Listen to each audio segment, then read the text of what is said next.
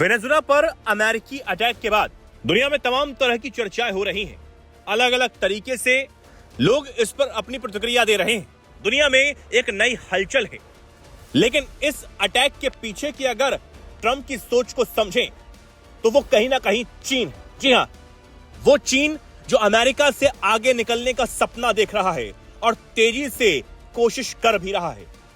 इसी कोशिश को ध्यान में रखते हुए ट्रंप हर वो चीज कर देना चाहते हैं जिससे चीन के कदम पीछे हटे।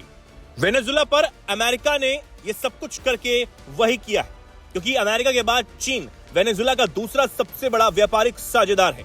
ऐसे में मादुरो की गिरफ्तारी और वेनेजुला के तेल और बाजार पर अमेरिका का कब्जा होने से चीन को एक बड़ा और तगड़ा झटका लगा है। लेकिन एक्सपर्ट्स ये कह रहे हैं कि चीन के लिए इस मुश्किल की घड़ी में भी एक बड़ी उम्मीद है। वो उम्मीद है ताइवान को लेकर।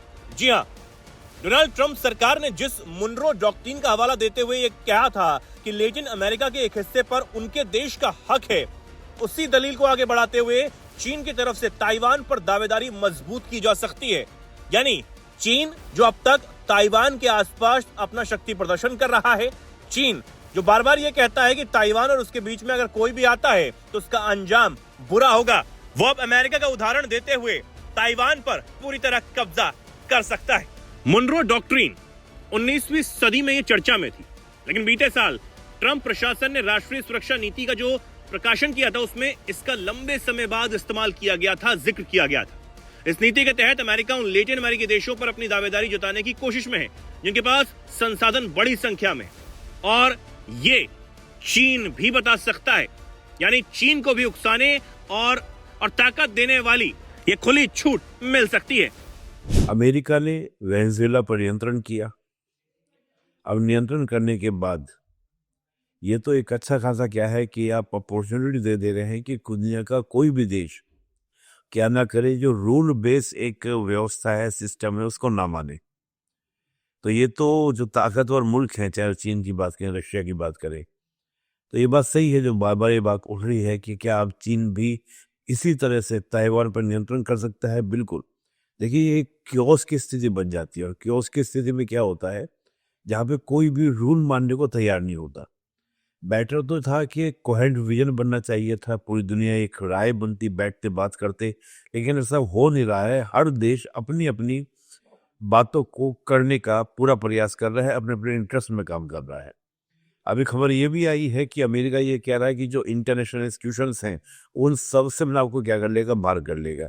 ये वही अमेरिका है जिसने इंटरनेशनल इंस्टीट्यूशंस को निर्माण करने में एक बड़ी भूमिका बनाई थी। कम से कम ये इंस्टीट्यूशंस थे तो एक मंच था जहाँ पर बैठकर दुनिया के सभी देश अपनी बातें साझा कर लेते थे। लेकिन अगर अमेरिका का ये नज़रिया होगा कि मैं किसी का पार्ट नहीं बनूंगा, इसका तो सीधा सीधा अर्थ ये है कि अब रूल बेस आपके क्या होगा, वर्ल्ड ऑर्डर नहीं चलेगा, बल्कि जिसकी लाठी उसकी भैंस वाली कहानी हो जाएगी। यानी कि हमारे हाथ में ताकत है तो हम जैसे चाहेंगे वैसे वाली कहानी हो जाएगी। तो यहाँ पर देखना दिलचस्प होगा कि ऐसे में अमेरिका को या तो अंकुश लगाना पड़ेगा दुनिया के देशों को मिलकर, या फिर सब देश इसी तरह की अपनी अर्थव्यवस्था को या अपनी इकोनॉमी को, अपने इंटरेस्ट को क्या करेंगे, फुलफिल करेंगे। तो फिर चीन को कैसे रोक पाएंगे। हालांकि ये बात सही है कि अमेरिका का हैवी इंटरेस्ट है ताइवान के अंदर। अगर चीन उस पर कंट्रोल करता है तो अमेरिका का आना स्वाभाविक बनता है।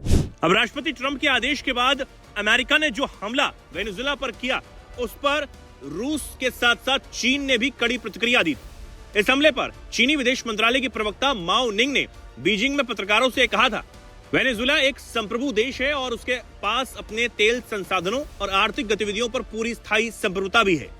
वेनेजुला के खिलाफ अमेरिका द्वारा खुलेआम ताकत का इस्तेमाल करना और देश से अपने तेल संसाधनों को संभालते समय अमेरिका का पक्ष लेने के लिए कहना, ये एक आम दादागिरी वाला काम है जो अंतर्राष्ट्रीय कानून और वेनेजुला की संप्रभुता का गंभीर उल्लंघन है।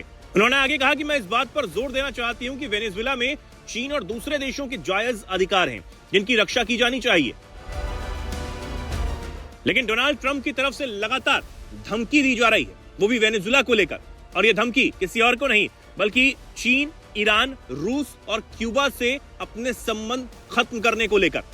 कहा गया है कि वेनेजुला को तभी उसके तेल उत्पादन की मंजूरी दी जा सकती है ट्रंप की तरफ से लगातार इस बात पर आपत्ति जताई जा रही थी कि आखिर चीन का इतने बड़े पैमाने पर वेनेजुएला में निवेश क्यों कर रहा है।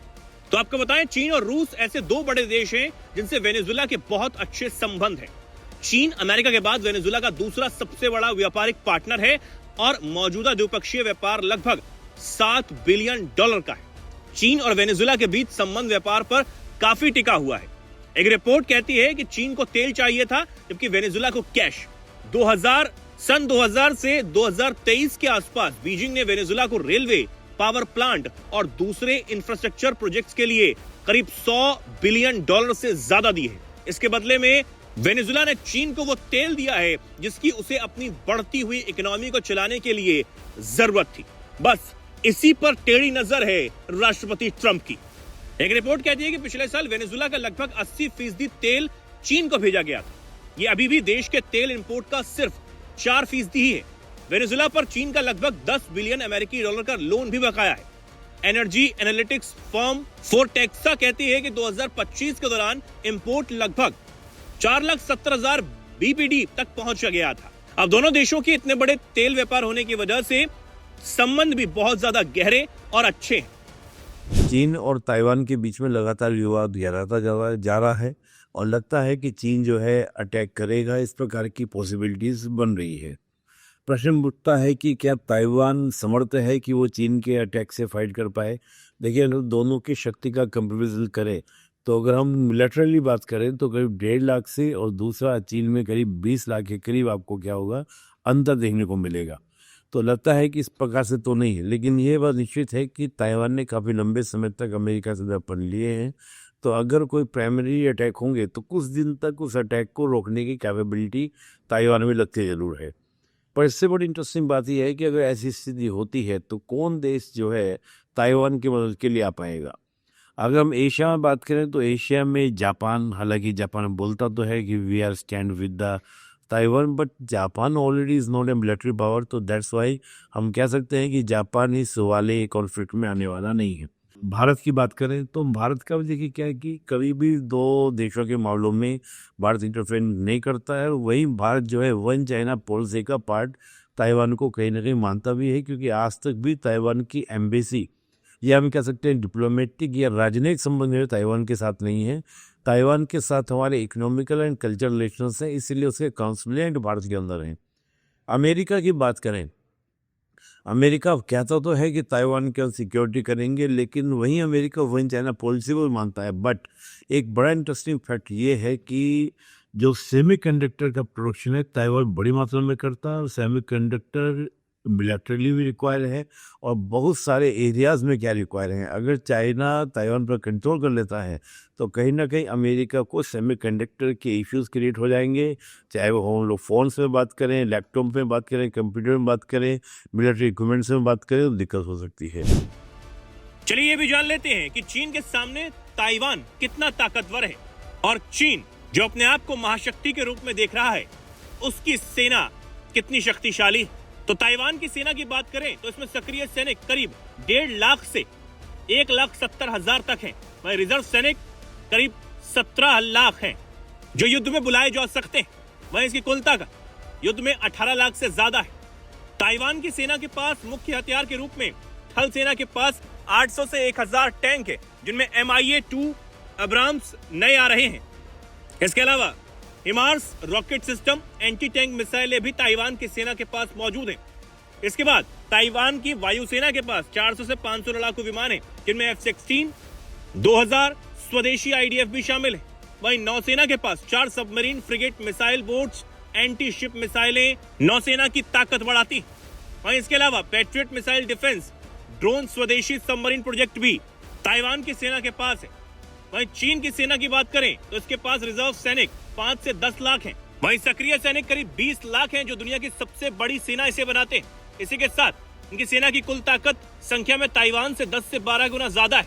चीनी सेना के पास मुख्य हथियार के रूप में थल सेना के पास हजारों आधुनिक टैंक है, जिनमें टाइप 99 और लाखों व्हीकल मौजूद है। चीनी वायुसेना के पास 3000 से ज्यादा विमान है, जिनमें J-20 स्टेल्थ फाइटर जेट भी मौजूद है। चीनी नौसेना, जो कि दुनिया की सबसे बड़ी नौसेना है, उसके पास 3 एयरक्राफ्ट कैरियर, दर्जनों सबमरीन, सैकड़ों युद्धपोत मौजूद है। वहीं इसके पास हजारों मिसाइलें, हाइपरसोनिक हथियार और न्यूक्लियर वेपन भी चीनी सेना के पास हैं, जो इसे शक्तिशाली बनाते हैं।